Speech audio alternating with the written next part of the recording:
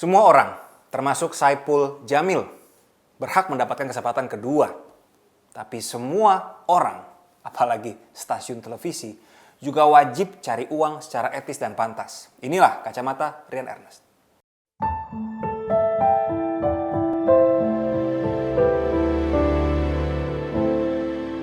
Penyanyi dangdut Saipul Jamil keluar dari penjara, lalu diberikan panggung di televisi di hari dia bebas. Diliput oleh acara Kopi Viral di Trans TV. Saipul Jamil dihukum penjara atas dua kasus berbeda pada tahun 2016. Kasus pertama adalah pencabulan dengan hukuman 5 tahun. Yang dicabuli masih di bawah umur. Sedangkan kasus kedua adalah penyuapan panitera pengadilan di Jakarta Utara dengan hukuman 3 tahun penjara. Jadi bicara dari kepatuhan hukum, Saipul ini jeblok nilainya. Sudah terbukti melakukan pencabulan, terbukti sogok panitera pengadilan. Payah. Kasus Saipul adalah kasus pelecehan seksual terhadap anak di bawah umur. Terbukti bersalah melakukan perbuatan cabul dengan orang yang belum dewasa dari jenis kelamin yang sama, sebagaimana diatur dalam pasal 292 KUHP. Teman-teman, ada sepertinya standar atau nilai-nilai yang kurang tepat diterapkan tim produksi acara di Trans TV terhadap seorang pelaku kejahatan seksual. Di negara lain, Amerika Serikat contohnya, seorang pelaku kejahatan seksual akan secara sosial mendapatkan pelabelan tertentu. Bisa susah loh mencari kerja. Dan ada juga database pelakunya. Tujuannya apa? Agar orang tersebut tidak mengulangi hal yang sama dan masyarakat juga bisa berhati-hati. Di Amerika, siapapun dapat mengakses data di website, mengetik nama seseorang atau mengetik alamat atau kode pos guna mencari pelaku kejahatan seksual. Kenapa kok di Amerika seperti itu ya? Kenapa mereka tidak menghargai hak asasi dari pelaku kejahatan seksual?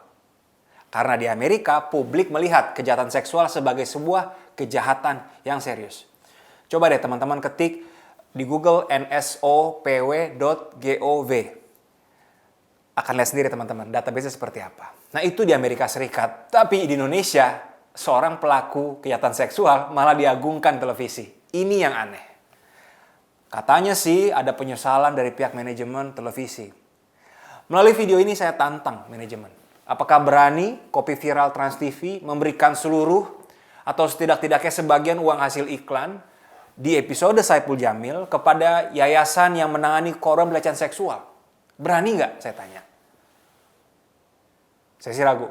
Nah, sekarang kita geser. Siapa sih yang harus bertanggung jawab? Ya jelas, KPI, Komisi Penyiaran Indonesia. Berdasarkan undang-undang tentang penyiaran, mereka bisa berikan sanksi terhadap standar program siaran dan pedoman perilaku penyiaran yang dilanggar. Di mana coba penghormatan program TV itu terhadap hak asasi manusia dan hak anak-anak? Apa manfaatnya menayangkan pelaku kejahatan seksual, ditayangkan untuk masyarakat, untuk kepentingan publik?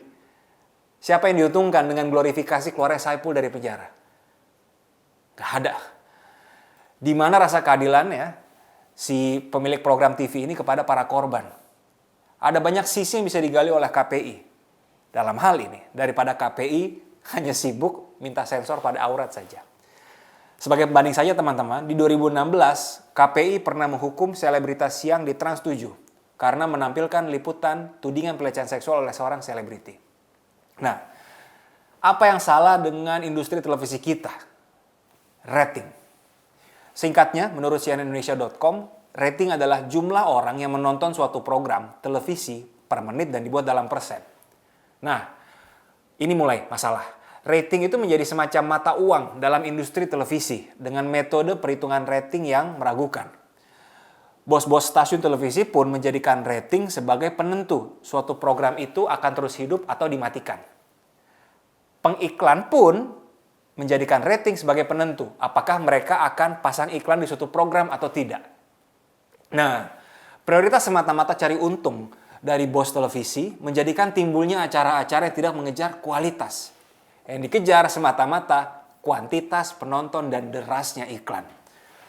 Ada banyak pertanyaan tentang bagaimana rating itu dihasilkan. Menurut beberapa ahli sih harusnya sampel responden diperbanyak.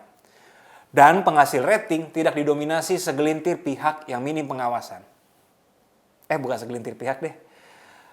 Setahu saya, hanya ada satu pihak yang kredibel dan mengeluarkan rating, yakni Nielsen. Cuma satu nih, diduga dia memonopoli ini semua. Nah, suatu monopoli oleh suatu lembaga bisa saja berujung tidak sehatnya suatu tatanan sistem. Ini berlaku dimanapun. Nah, saatnya monopoli dan metode rating ini dirombak. Jadi bukan hanya KPI di sini, bahkan menurut saya Menkominfo pun saatnya turun dan buat tindakan konkret. Jangan lagi biarkan kualitas tayangan dikembalikan seutuhnya kepada teori pasar. Saatnya pemerintah bantu pastikan menjaga kualitas tayangan yang lebih berkualitas dan mendidik. Sampai jumpa di Kacamata Rian Ernest berikutnya.